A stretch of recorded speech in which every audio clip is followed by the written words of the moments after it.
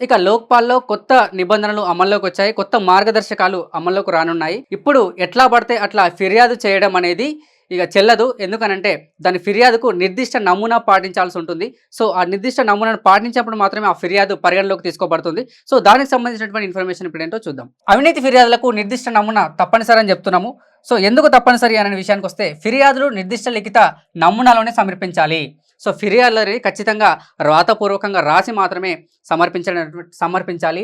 నమూనా ప్రకారం లేని ఫిర్యాదులు తిరస్కరించబడతాయి. ఫిర్యాదు విధానం ఏ విధంగా ఉంటుంది అంటే వ్యక్తిగతంగా లేదా పోస్ట్ ద్వారా లేదా ఆన్లైన్లో మాత్రమే ఈ యొక్క ఫిర్యాదు చేయవలసి ఉంటుంది.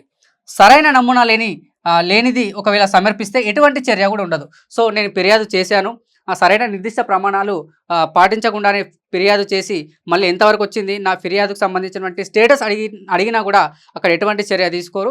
సో, ఎక్కడ కూడా మనం కంప్లైంట్ చేయలేం. ఖచ్చితంగా మార్గదర్శకాలను ఖచ్చితంగా మనము పాటించాల్సిందని చెప్తున్నాం. లోక్పాల్ అధికారిక వెబ్సైట్లో ఫిర్యాదు నమూనా అందుబాటులో ఉంటుంది. సో, లోక్పాల్కి సంబంధించినటువంటి అధికార వెబ్సైట్ ఏదైతుందో దాంట్లో ఆ ఫిర్యాదు నమూనా షీట్ అనేది అందుబాటులో ఉంటుంది. అక్కడ మనం డౌన్లోడ్ చేసి రాతపూర్వకంగా ఇవ్వచ్చు, లేకపోతే ఆన్లైన్లోనే ఎంటర్ చేసి మనము ఫార్వర్డ్ చేసేటటువంటి అవకాశం కూడా మనకు లోక్పాల్ కనిపించింది. ఫిర్యాదుల్లో పూర్తి వివరాలు, ఆధారాలు ఇవ్వడం తప్పనిసరి. సో, ఎవరు ఫిర్యాదు చేస్తున్నారు, ఎందుకు ఫిర్యాదు చేస్తున్నారు అనేటువంటి పూర్తి విషయాలు ఖచ్చితంగా ఆ ఫిర్యాదులో మనము చూపించాలి. లేదంటే దానిపై ఎటువంటి చర్య కూడా తీసుకోమని లోక్పాల్ కొత్త మార్గదర్శకాలు మనకు చెప్తున్నాయి. ఓకే.